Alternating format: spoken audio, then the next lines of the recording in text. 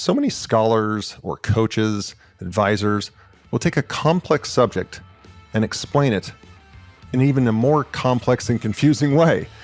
But my guest today is the complete opposite of that. Herb Cogliano is a scaling up business coach. Scaling up is a business operating system, and he's going to walk you through that. But most importantly, I know what you're going to gain from this episode is crystal clarity on the four main things you need to focus on in scaling a business. And most importantly, the simple and easy language he uses to explain and describe exactly what needs to happen. I've worked with Herb in the past, and I can tell you the way he talks about business strategy, cash, execution, people, just sits with you and you're able to retain it because he makes it easy to understand, which makes him a great coach. Enjoy this episode. I'm so excited for you to get to meet Herb Cogliano. Now, I know Herb from working with him previously, going through his coaching program around scaling your business and growing your business and the operating system. We're going to talk a lot about that. But for a formal introduction of Herb, as an international executive business coach and growth advisor, he advises entrepreneurial business owners and their senior leadership teams all over the world. He guides teams to become high-impact leaders, driving more growth, freedom, and enjoyment from their business. His clients have reached a level of complexity in their businesses and need support breaking through to that next level of success. As an experienced CEO, so he's actually done this. He doesn't just coach about this. He's been in the seat. As an experienced CEO who employed Vern Harsh's, easy for me to say, scaling up process in his own business, Herb is now a certified scaling up coach. And that's how I met him. Herb has learned firsthand what it takes to overcome many business challenges. These lessons have resulted in his firm being recognized multiple years on the Inc. 5000's fastest growing companies list and being selected multiple years as the best place to work.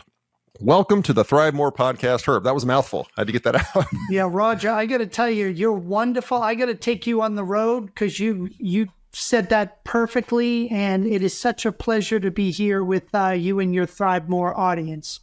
Well, thank you so much. I've once this got booked, I know we had to reschedule a couple of times. This one's exciting for me because I'm such a big fan of you. I'm such a big fan of the operating system, the business operating system that you coach on.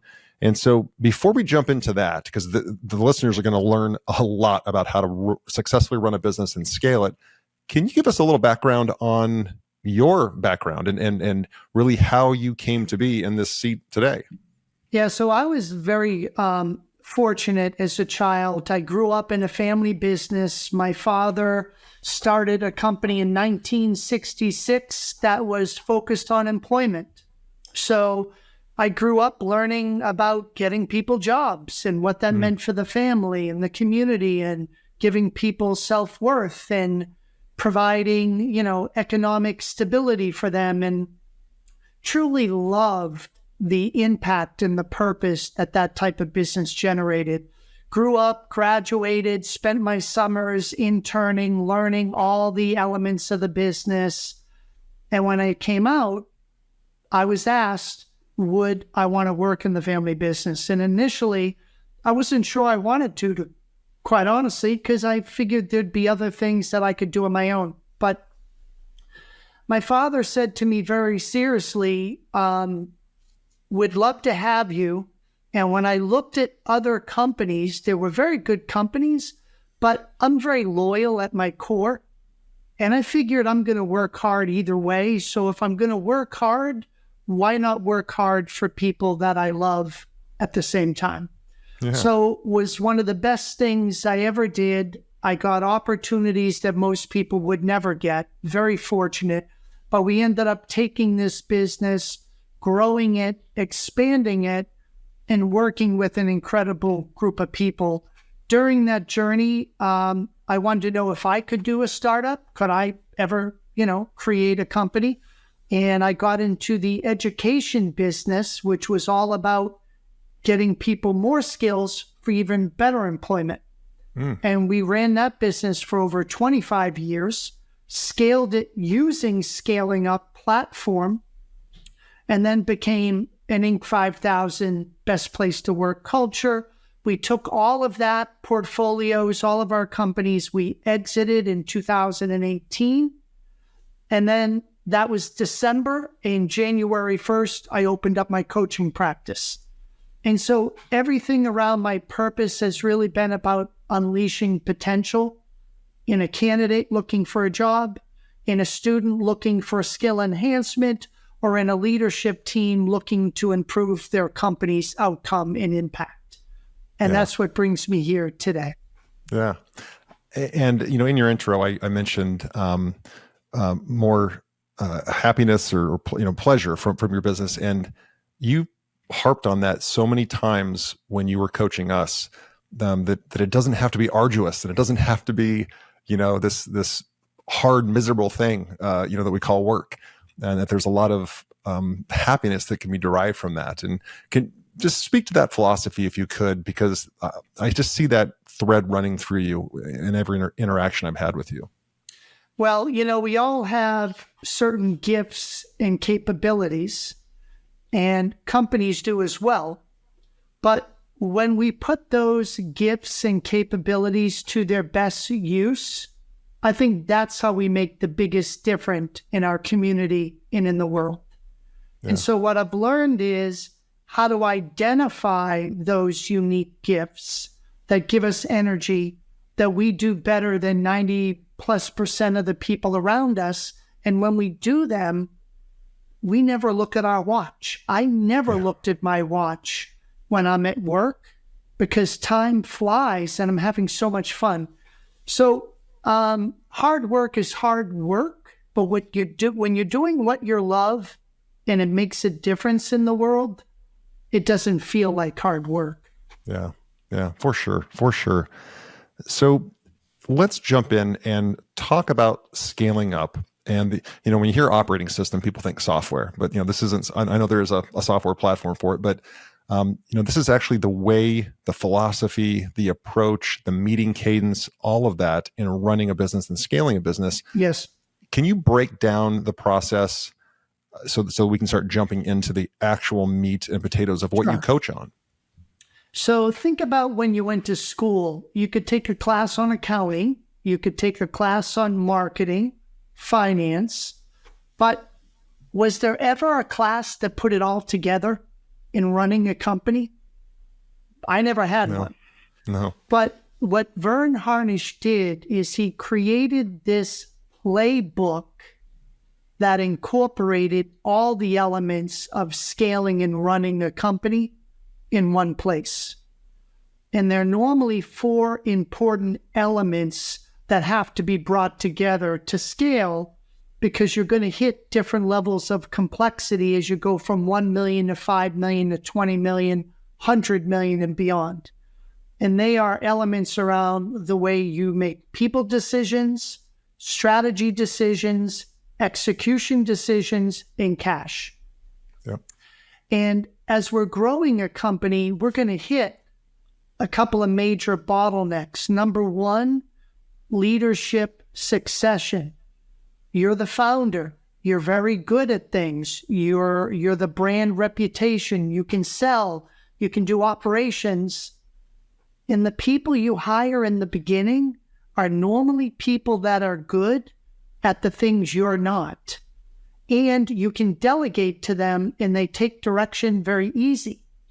But when you scale to the next level and they need to be more independent, more autonomous, make their own decisions, you have a gap because you haven't been working with them that way, coaching them or developing them, and then you get stuck. So that first bottleneck is the ability to hire, develop, and retain leadership capable people on your team. Before we move on from that, there's a graphic in the book Scaling Up, which I've read like probably a dozen times. I use it as a reference manual. And it's the graphic that shows what Vern calls the valleys of death. Yes. Right? Can you speak to that principle? Because I have found it to be 100% true, 100% true. And one of the most challenging things trying to get through one of those damn valleys. So there are different valleys of death. And think about And this really blew me away. Out of about 32 million companies in America, less than 0.5%, Roger, ever make it to 10 million. Yeah. Now, I don't know about you, but 10 million didn't seem like, wow, that's a huge company. Yep. But 99.5% of us never get there. And so the valley of death is about growing your company to a level and then getting stalled because of the complexity at that level, and you don't know how to navigate through it. So you get stuck, either stay flat or you end up falling back in declining and either staying small, or potentially losing your business because of it. Yeah.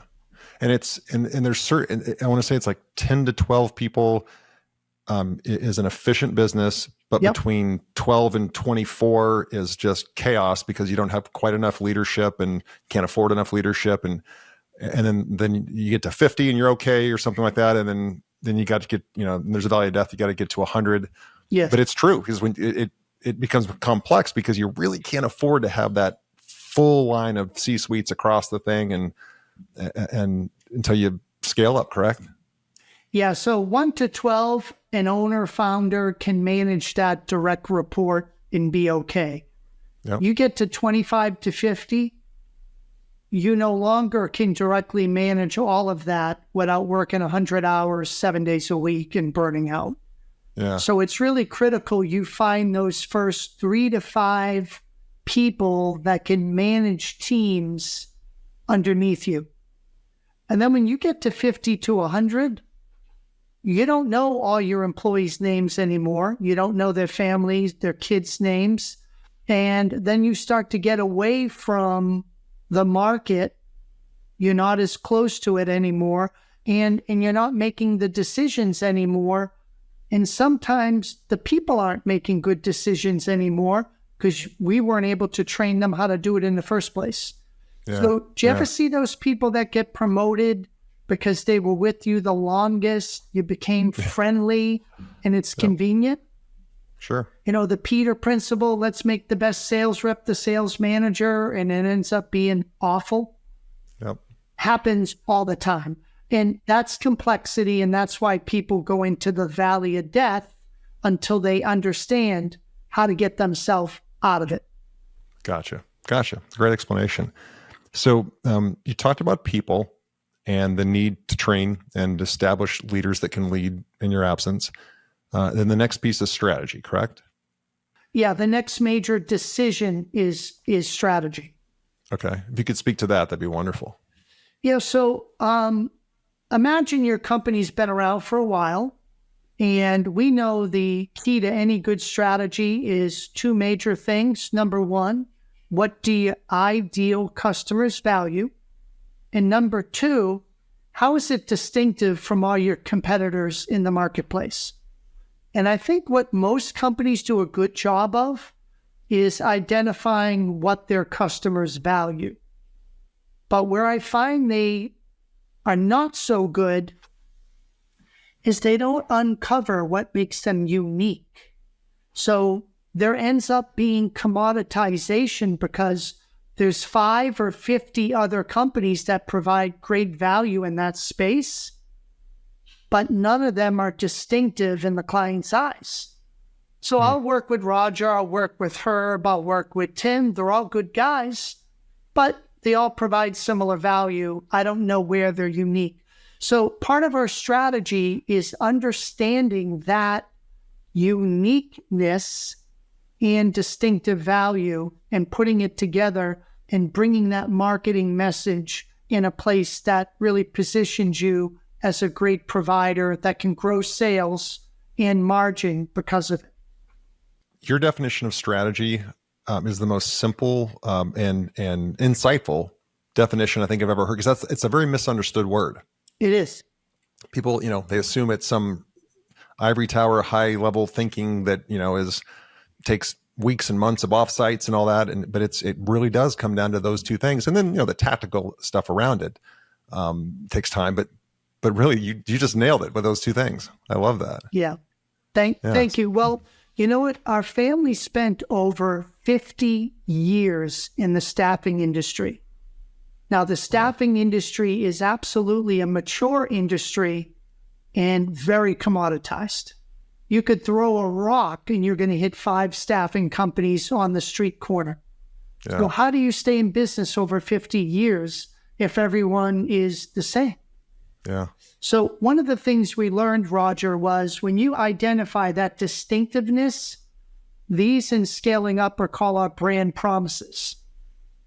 What do they value that's unique? You know what we found out in the staffing industry? We thought our clients wanted the right person with the right skill at the right time. We thought it was genius. But you know what they really wanted? We got on the phone and started asking them, out of all the competitors you work with, why do you work with us? You know what the answer was? What's that? Productivity. Your contractors hit the ground running.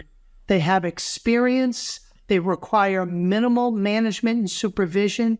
And you get me the outcomes on the project that I hired that person for. Productivity. And we went back and re-engineered the whole business model to be focused on one thing, contractor productivity. And that was a game changer after 30 years of doing it right person, right skill, right place. But everybody else was doing that, so we weren't really different until we found that brand promise of productivity. And that was a game changer in our strategy and go-to-market. This segment is sponsored by Rockbox Fitness Franchising. Take control of your destiny and join the boutique fitness revolution with Rockbox Fitness.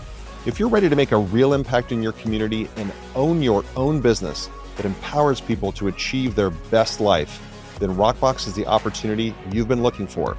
They provide comprehensive support from site selection, upfit, training, and turnkey marketing, so you can open your studio with confidence and a strong recurring revenue member base. Visit rockboxfitness.com and click on franchise opportunities to learn more about this exciting venture in the fast-growing boutique fitness industry. It's time to turn your passion for fitness and for business into a thriving venture.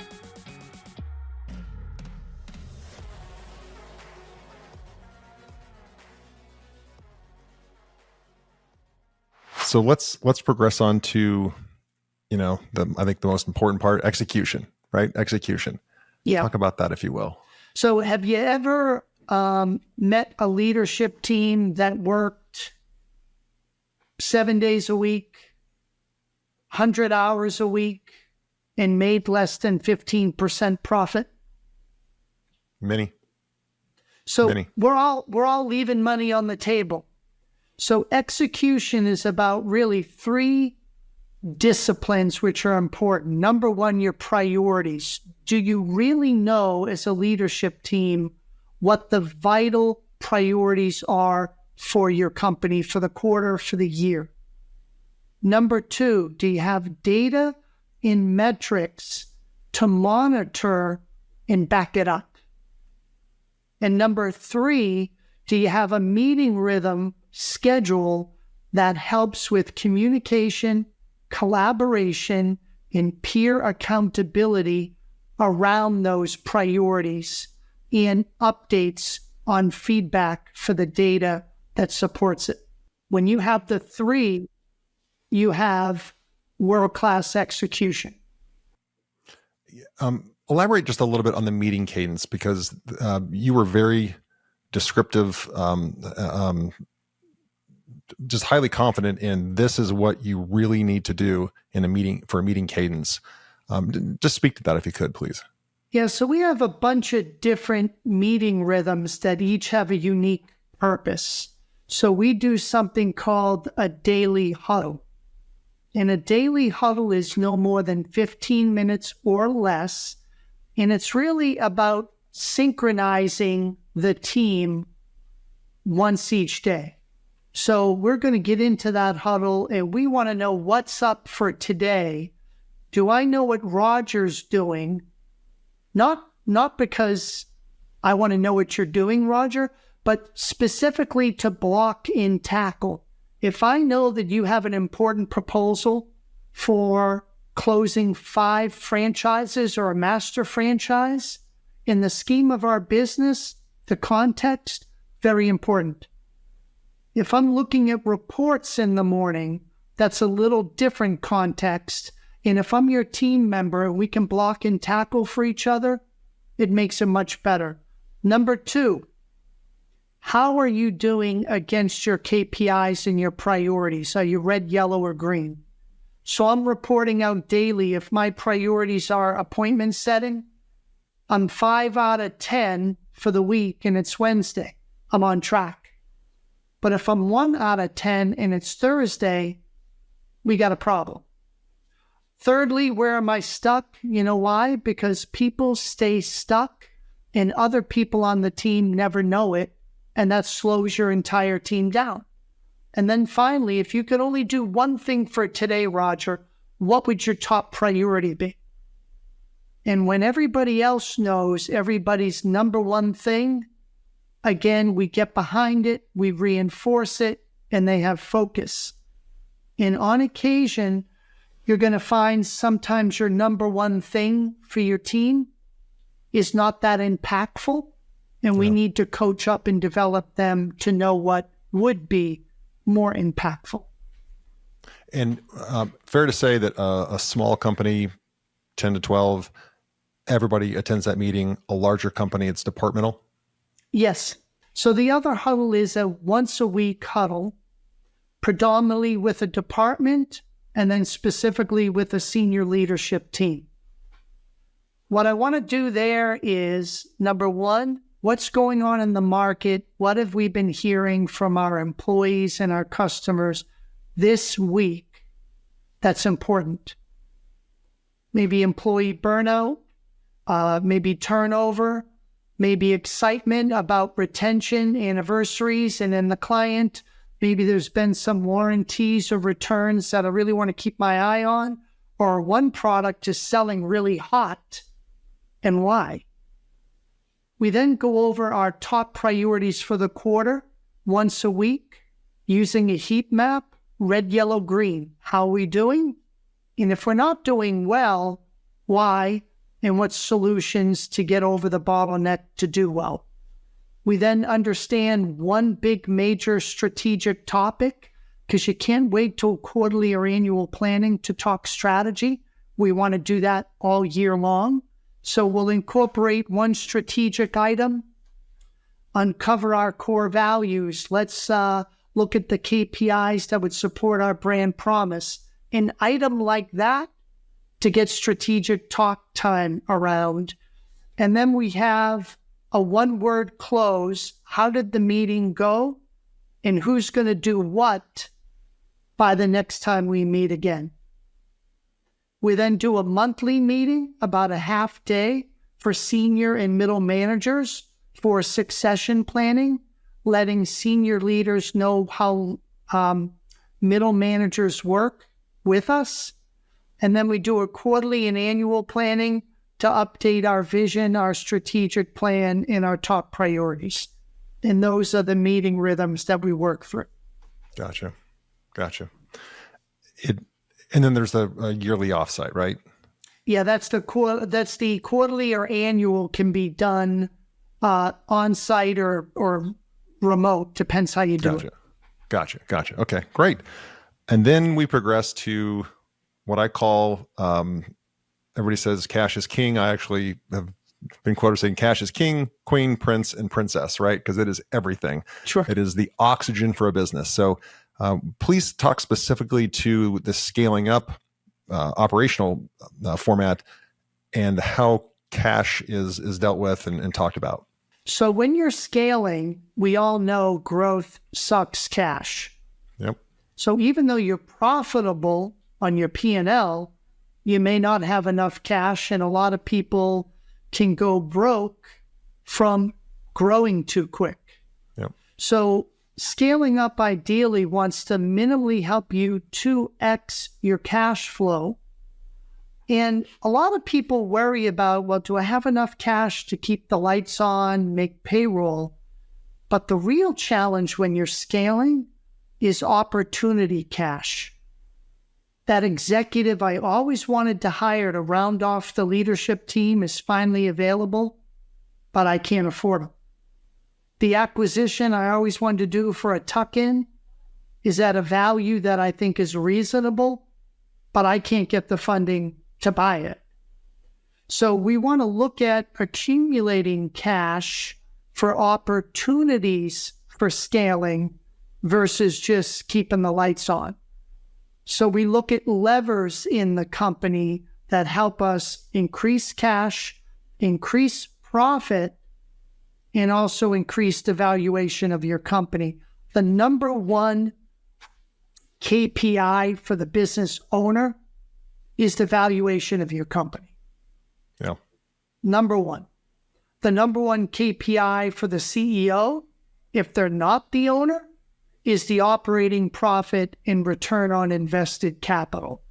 So we want that all to be working to increase cash, increase profit, and building the valuation of your company over time. Yeah. I just have found too many business owners underfund their business and don't keep nearly enough cash on hand. And when they do, when things are going really well, that's when they buy a swimming pool, they buy a boat, buy a new car, something stupid, versus putting that money, in a high yield money market and just hanging on to it, because you just named 2, 3, 4 reasons why you need cash. But damn, in this country, we just, it's a windfall. Let's spend it. And if you're a business owner, that is the last thing you should be doing. If you can't buy it 10 times over, don't buy it. Don't buy it. Let's shift gears a little bit. You were in the staffing industry for a long time. And we have talked on this podcast. I have talked with several guests about the labor force in today's world. And of course, I'm Gen X, and every generation, the baby boomers said I was lazy, and I'm saying that Gen Z is lazy, and nobody's lazy. It's just we look at the world differently. But I would love to get your take, because you are an expert in the labor market, and just your vision and understanding of 2024, when we're recording this podcast, of the labor market as a business owner, looking at it from a business owner's perspective, and just kind of your take on it. I think challenging is the first thing that comes to mind. I think it's harder to get candidates' attention because of all the different types of media and all the different places that people are. Like in the earlier days, a lot of our advertising was in the employment section of the newspaper. But that's where everybody went if you wanted a job, 20 years ago. Today it's LinkedIn, it's Indeed, it's Facebook, friends and family. And I think that makes that hard. But how do you deal with it? I think the important thing is our job as an employer is to be clear about what the ideal person is for our company. Because a lot of people get desperate and they want to hire anybody that has skill, but that doesn't make them a good employee. So in scaling up, what we first focus on is the company clear about the core value and the behaviors that go with them of the ideal people that would work well in their company. And we help them uncover them and clarify that. So number 2, what is the purpose of your company? And if I looked at a candidate, would that purpose energize them? And would they want to be part of making that purpose have more impact throughout the people that we serve?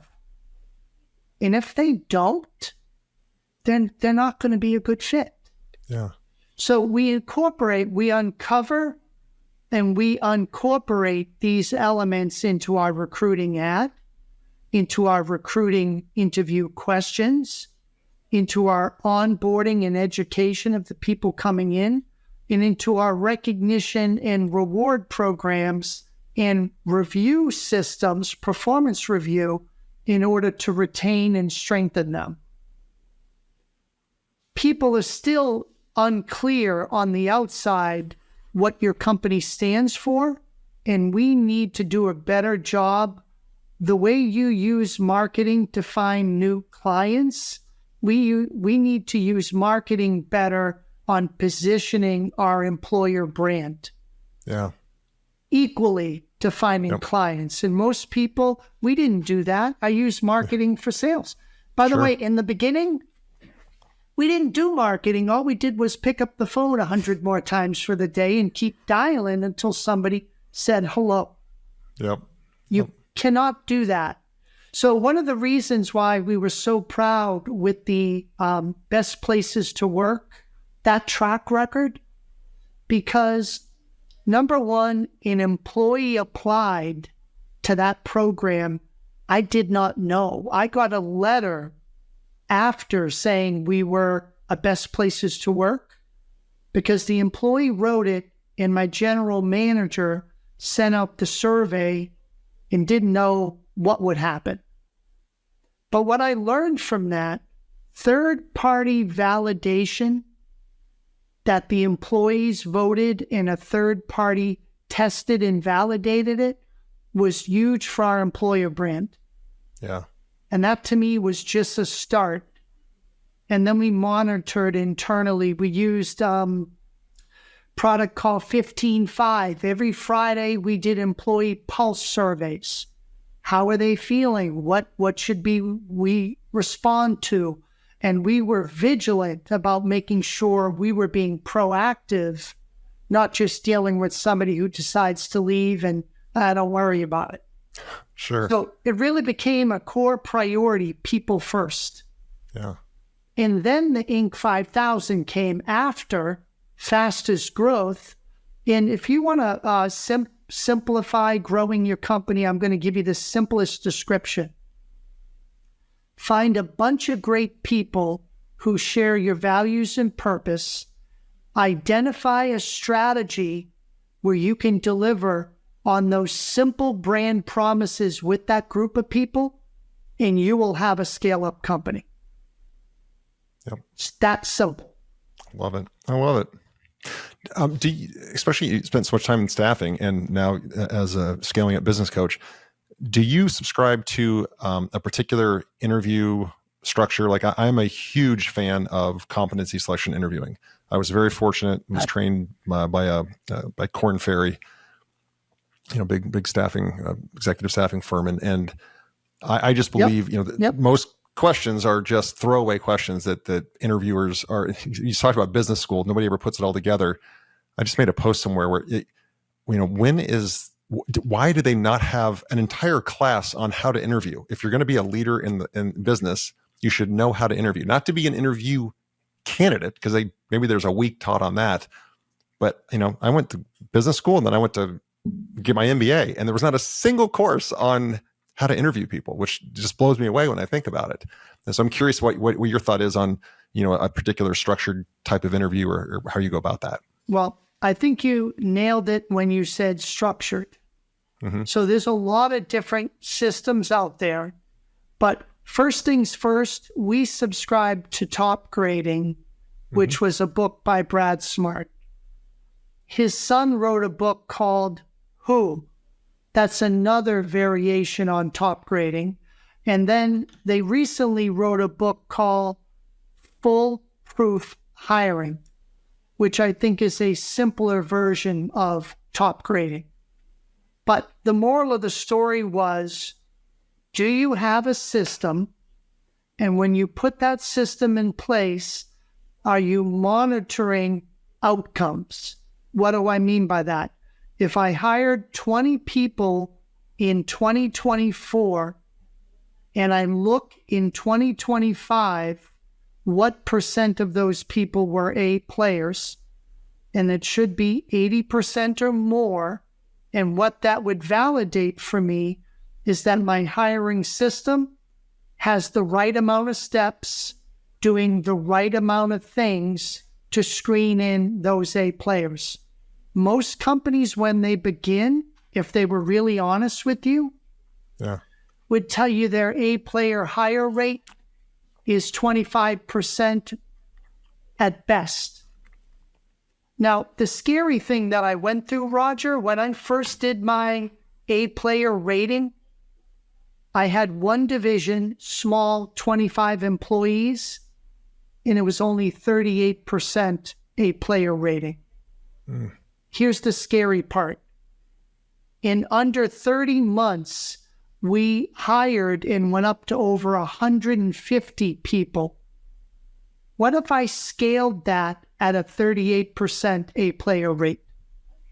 Mediocre company. I would have been scaling drama. Yeah. But because we implemented systems before we started to do massive hiring scale, we scaled that at 80% A player rate.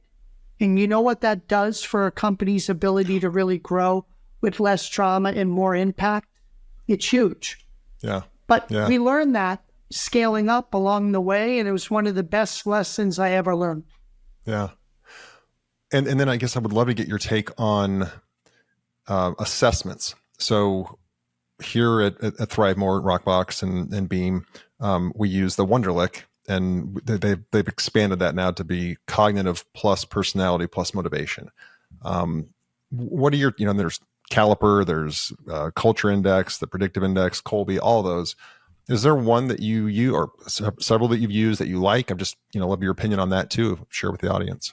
I would say that you pick one and you use it long enough that you know how to calibrate it to your success.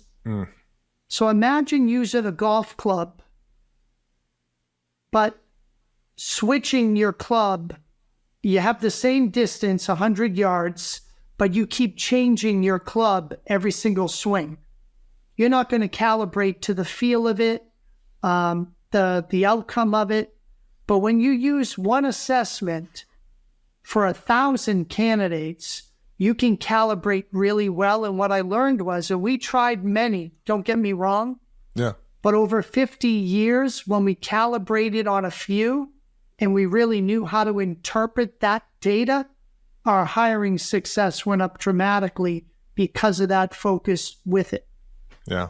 And I'm sure you've seen this. I'm sure you coach executives where they'll use an assessment. It will tell them it's probably not a good fit, probably doesn't, and they'll say, well, the hell with that. I think I know this person's got it, like, don't use an assessment if you're not going to listen to the data. But I've seen that so many times, many times. Yeah. Yeah. One, I would, before I ask you a couple, just fun questions here at the end. You and I, right before we went live here, we're talking, and you're training for a triathlon with your son. And so just speak to that. And if you don't mind, divulge your age, because I think that you would inspire a lot of people listening to this. Yeah. So I'm 59 years old, and I had the pleasure of watching my 30-year-old son complete his first full Ironman last year. Yeah, I said triathlon. This is actually an Ironman. So you can explain the difference, the length of that, please. Yeah, so a full Ironman is 140 miles in one day, swimming 2.4 miles, biking 112 miles, and running a 26.2 marathon back-to-back. And I watched him do this, Roger, and I was so inspired to see people do things that were well beyond what I thought my capability ever was. I saw a 75-year-old woman finish the full Ironman. Wow. And I said, you know what? And I'm an active person. I work out 3 to 5 times a week generally, but they just took it to a whole new level.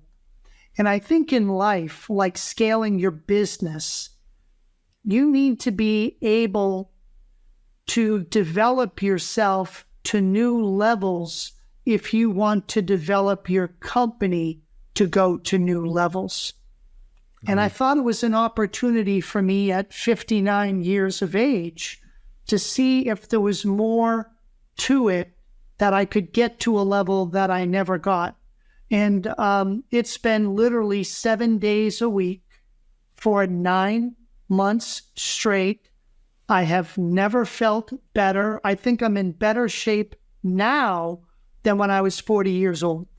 Wow. And if you had asked me that 9 months ago, I would have said, you're absolutely crazy. Yeah. But it was discipline, it was focus, and it was doing it with people I love, which made the journey that much more exciting to want to do. Yeah. But there's so many parallels between what you just said in business. It's crazy. It's just great focus and discipline and doing it with people you enjoy. I love it. This segment is sponsored by Beamlight Sauna Franchising. Are you looking to take control of your destiny and own your own business? Do you want a great brand in a rapidly growing market? Well, Beamlight Sauna is a nationwide health and wellness franchise with amazing opportunities in select markets. You can bring the power of infrared sauna and red light therapy to your community while you build a thriving business. Beamlight Sauna offers support that includes site selection, build out, even pre-launch programs and turnkey marketing so you can open your studio with a large recurring revenue member base. To learn more about business ownership and franchise opportunities in the fast-growing health and wellness space, go to beamlightsauna.com. That's B-E-E-M lightsauna.com and click on franchise opportunities to learn more. Herb, I'm an avid reader. People listen to the podcast know this, and I love to devour business books and of course go back to my Scaling Up copy that's all dog-eared and highlighted. I love business biographies. Is there a book that, other than Scaling Up, that'd be cheating, but a book that you've read recently, maybe you read it 20 years ago, 30 years ago, whatever, that when you set it down, you kind of went, woof, that had an impact on me, and that's been with you ever since. Is there a book that you can recommend? Well, there's a recent book that I read, which was called Slow Productivity. And they went back and they looked at successful people that we may look at overnight success, but when they went through their story, it took years, if not decades, for their real success to bubble up. And the moral of the story was, we think by doing a lot of things all the time, being busy, productive, that is our best chance for working hard and being successful. But what they really uncovered is, by giving yourself time to reflect, to digest ideas, to kind of free think more often than busy work, your impact can actually be exponentially better. And I always felt guilty. I don't know about you, but yeah, for sure. I got to be doing this. I got to be in that meeting. I got to write this report. I got to do that sales call. But they're like, no, preserve time for your thinking and for your creativity. Warren Buffett was famous for preserving time. Bill Gates had Think Week, where he took a whole week and booked 0 appointments and read, I think, 100 different books and articles in 1 week. Mark Cuban, 3 hours a day he dedicates to reading, thinking, and learning. I love it. Versus doing. Yeah. And that, I think, is a real revelation, giving yourself permission to do that. Yeah, and it's, man, you nailed it, Herb. A lot of driver personalities can be very successful in business, but then we don't give ourselves permission to slow down. And in that space is where a new idea will come. In that space is where a solution to a problem may arise. May arise. And when you don't give I'm guilty of that, and I feel guilty when I take that time. But I know I have an executive coach that tells I'll block time on my calendar, and then I'll just mow right over it with something else, which is just that's a habit I got to fix. Well, thank you for that book recommendation. We'll put that in the in the show notes. A couple last questions. This one's a little different, but you're doing this Ironman, which is just amazing. So you're going to live this wonderful, and you have this wonderful, rich, fulfilling life. But as we all know, at some point, this is all going to come to an end for each of us. And if we're at that day and we're at your funeral and you're looking down from above or wherever, and a loved one is reading your eulogy, but that loved one is only allowed 3 words to describe your life, the way you, and it doesn't have to be a phrase, but just like 3 descriptors of the life you led, of the impact you had on maybe your family or others. What 3 words do you hope they choose to describe you? Faith, family, and community. Beautiful. I would just keep it that simple. Yeah. And then last one, if I were to give you a magic wand and you could wave that magic wand tonight and make one significant change to the world, to the way people were, to the way the world operated, to whatever it was that you, like the world according to Herb, and you wave this magic wand tonight, when we wake up tomorrow and we all arise, how is the world different according to Herb? I'm going to say it in 2 ways. The simplest way I could say it is love one another. If that's all we did, we'd have a happy world. The other way I would say it is appreciate the good and value the differences in other people. Because when you do that, then you can truly make room to love and support one another. And it sounds so simple, it's ridiculous that we can't do it. But I think that's what we need to do in order to have a happy planet. And, we're going through a lot of challenges politically, with different governments, with climate change, a lot of stuff happening, AI. And so we're going to need to come together in a way, but I think it begins with really recognizing people's unique abilities and yet respecting and appreciating the differences and somehow coming together and being okay with it. Yeah. I just have to dovetail what you said. When I was getting my MBA, I took an international business course, and my professor was from Ghana, and we were going to go to we went to Belgium, England, and France, and visit companies and stuff during the day, and then sightsee in the afternoon. And most Americans, and I was certainly guilty of this because I got my MBA when I was 28, 29. When you go to another culture, you judged it against our culture, right? Because we're right. And then everybody else has to live up to that standard. And I just will never forget this because it changed my life. He just said, this wonderful, beautiful man. He just said, when we're over there, don't judge it as better or worse. Just appreciate the difference. Just appreciate the difference. It doesn't matter if what they do is what you would want to do. Just appreciate the cultural difference. And it was just this kind of throwaway statement that he made, but it hit me like a ton of bricks. And every time I travel internationally now, I seek to just appreciate the differences, because it's so easy to compare and say, well, that's not as good as America or that, but that's, it has its own special things that we can find the beauty in. Yeah. Hey, most important question, Herb, how can people contact you if they want to work with you as a business coach and scale their business? How can they, follow you, be part of your journey? So first, as kind of a gift to your followers here, on my website, aspiregrowthadvisors.com, we have assessments that will either A, help you discover your business scaling up readiness. Do you know where your gaps are that could prevent you from growing? And number 2, discover your high impact CEO score. Because do you know where your leadership capability is? And once we identify the gaps, how to get you to that next level.